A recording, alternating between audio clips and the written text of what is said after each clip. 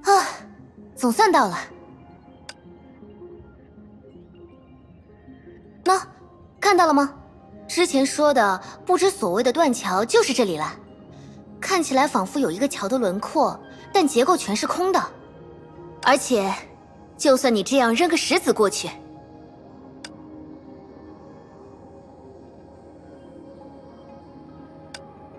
说实话，多亏了幽兰戴尔能在探索时发现这一点。要是我自视御剑的功夫想直接冲过去，后果恐怕不堪设想。这都是格尼乌斯的功劳。如果没有能够感知空间扭曲的仪器，只凭肉眼，我也很难发现异常。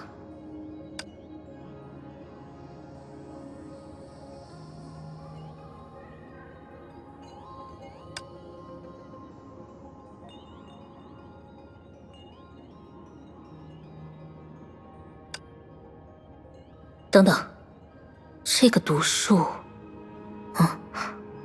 怎么？难道说有新的发现？似乎是这样。稍等一下。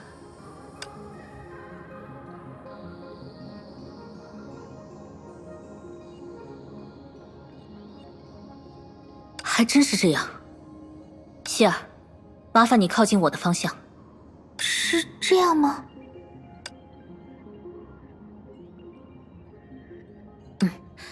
不过最好再过来一些。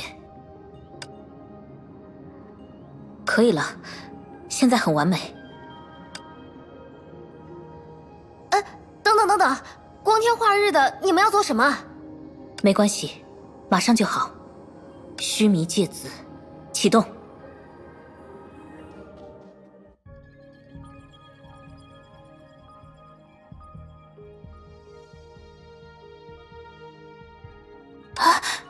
这究竟是……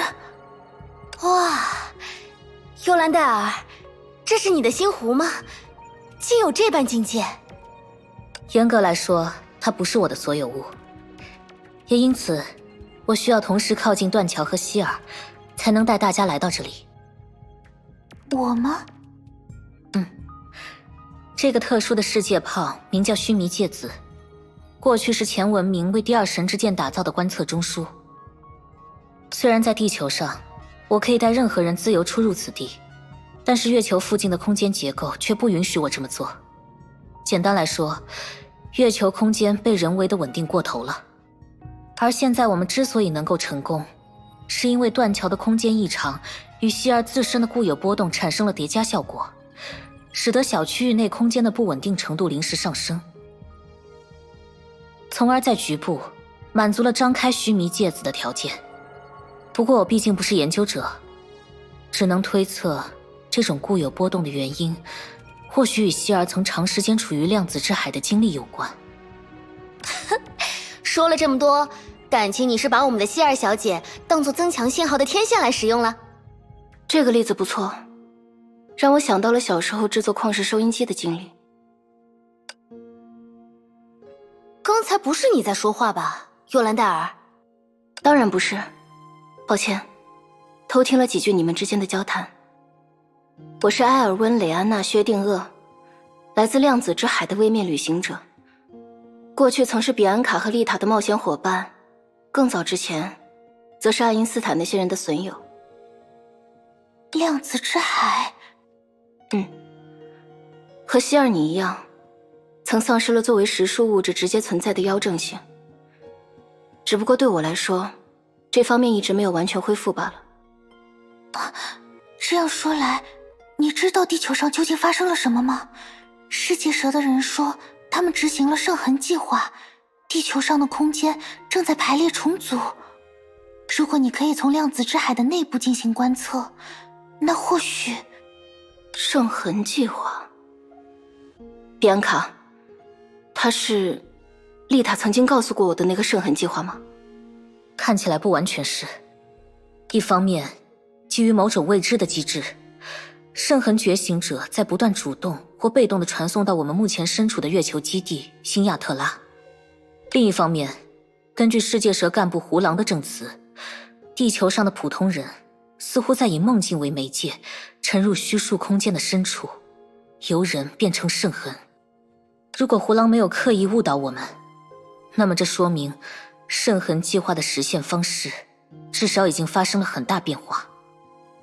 原来如此，这样倒是可以解释地球上如今的异状了。地球上？丽塔，我是说，大家还好吗？你不必过于担心。就目前来说，异变的程度应当还不足以完全封锁天命女武神的行动能力。不过，换一个角度来看，这也的确是一次史无前例的危机就是了。史无前例？想象一下某位工作在世界上最冷清机场的雷达操作员吧。如果某天，他眼前的屏幕突然布满了光点，他会作何感想？说不定会觉得世界末日来临了吧？我之前的感受就是如此。不过很快，这种担心就多少被化解了一部分。如果把这次的现象当做一个星球级别的重整化来考量，那么我们还是能实时监测到诸多不动点的信号，特别是其中规模最大的几个不动点，它们的特征值与过去天命或逆商基地所发出的信号颇为相似。所以，虽然只是间接证据，但至少可以认为，天命的浮空岛和逆商的盐湖基地，目前没有受到世界异变的过大影响。如果这不是某种巧合，那么它就一定是我们的那些朋友通过努力获得的结果。也就是说，目前基于你那边的观测数据可以推断，地球上的确发生了某种惊人的异变，但至少天命和逆商的总部还在维持运转。的确如此，这多少是个好消息。不过，从量子之海观测，那究竟是怎样一回事？在回答这个问题之前，你的确是天命的另一位 S 级女武神黎素商小姐，对吧？哎，原来你认识我啊！应该说，我从丽塔那边获得过一些关于你的情报。不过关于刚才的那个问题，我是不是要从量子之海本身的概念开始讲起呢？如果我能听懂的话。首先，如你所知，量子之海并非真实的海洋，它既不属于某颗特定的星球，也不是由水这样的液态流体构成的。从方便理解的角度上说，你应该把它当作一种与虚数之数彼此相当的基石，一种能够承载各种可能世界的介质。如果你喜欢的话，请不妨将它理解成一口充满泡泡的浴缸。有人入浴的时候，其中的一些泡泡就会映射出那个人的影子，而因为在这些泡泡中实际保存下来的是所谓现实世界的影子，所以我们会将它们称呼为世界泡。世界泡的体量有大有小，越大的世界泡会越接近一个真实的世界，也越不容易受到外在变化的自发影响。而反过来，那些微型的世界泡则可以当作现实世界的一面镜子。事实上，我现在和你们进行通信的方式也正基于此。好像确实有点难懂。我们小时候都玩过手影吧？如果发挥一下想象力，假设那些投在墙上的影子也有一定程度上独立自主的运动能力，就比较接近一般意义上世界泡的存在方式了。世界泡的体量越微小，可以认为手对影子的控制能力就越强。反之，影子也就更加独立自主，只是完全不受外部影响。只不过产生影子终究需要光源，地球的世界泡和月球的世界泡不大可能拥有直接的联系。这其实是之前我们无法抵达须弥芥子，薛定谔博士也无法联系到我们的根本原因。而且在如今整个地月间的空间状态都被圣痕计划扰乱的情况下，我们自身和量子之海间的联系也变得更加不稳定了。果然，在没有实际体验过的情况下，无论你们怎么说，我好像也都无法摆脱似懂非懂的状态。不过对于现在的我们来说，最根本的问题恐怕还是怎么回到地球吧。既然你们提到了这些所谓的影子，或者说异世界，我想他们应该能以某种方式为我们提供一些独特的帮助。理论上的确如此。既然我们能如此这般建立起通讯，那么只要有足够强壮的信道，须弥芥子就可以把你们从月球转移回地球。只不过，这里是月球，它天然支配的那些世界炮，可以说和地球几乎毫无关系。可如果不依赖世界炮，量子之海本身的情况，比安卡，你应该很清楚吧？在那种情况下，我们多半很快就会迷失方向，在月球周围的空间无意义的打转吧。所以，薛定谔博士，目前的困难在于，量子之海仅仅能为你提供和我们建立起电信号联系的通路，对吗？是这样。不过，现状倒也不全然都是坏消息。从我这边的信号探测结果来看，在月球的领域内，除了明显与地球异变相关的一个巨大信号源之外，还存在着数个似乎有人类活动迹象的微小信号源。其中的一个信号过于不稳定，目前无法判断来源，其他那些则看起来与你的须弥芥子多少有些类似。这些世界炮虽然从属于月球，却又让我感觉与人类的活动有关。如果说你们能找到借助量子之海回到地球的办法，那么它的起点非此莫属。那么说了这么多，我们归根结底要怎么做呢？毕竟让自己就这么在月球上闲着，肯定没有任何意义。很简单，你们一个一个探测，用穷举法试过去。具体来说，首先，比安卡，信号记录员的工作由你来担任。稍后我会把这些微小信号源的坐标信息发送给须弥芥子。我不能直接参与探索吗？你是3人当中唯一会操作须弥芥子的人，比起亲自探索，还是坐镇后方会比较有利。如果之后真的遇到非常强大的敌人，你再出马不迟。既然如此，探索的任务就交给我吧。除了幽兰戴尔姐姐之外，我应该是最熟悉量子之海的人了。我正有此意。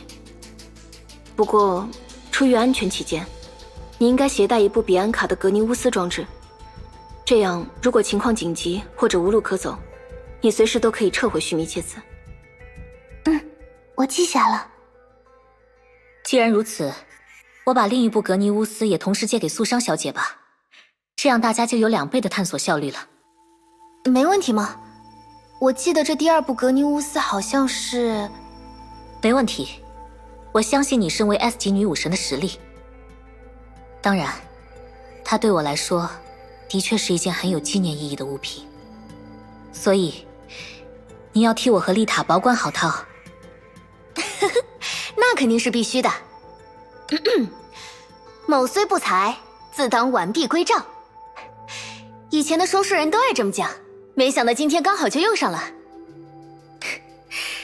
那就一言为定了。好，接下来我就把那些可疑世界炮的坐标发给你们。在此之前，比安卡，请你把格尼乌斯里原先储存的地球坐标预先转录到须弥芥子上。虽然我们暂时还无法调用它们，但说不准什么时候还能派上大用场。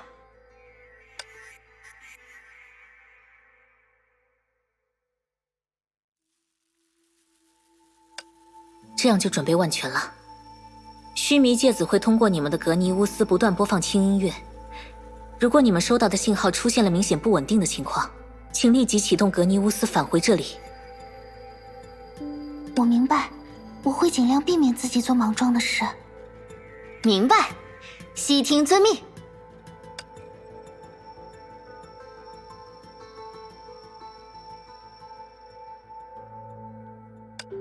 那么，接下来就是等待的时间了。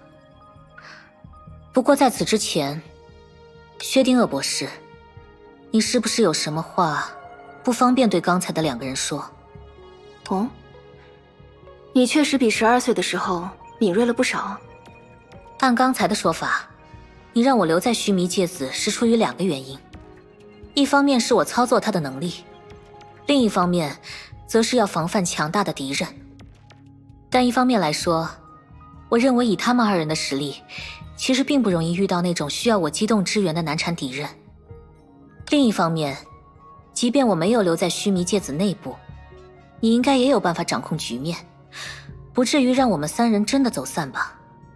确实，实话说，毕竟我还不够了解他们。如果有些事实会严重打击他们的士气，那么我或许还是先闭口不言为好。我倒觉得没必要这么见外。不过，你先说吧，多少都是些不妙的事情，对吗？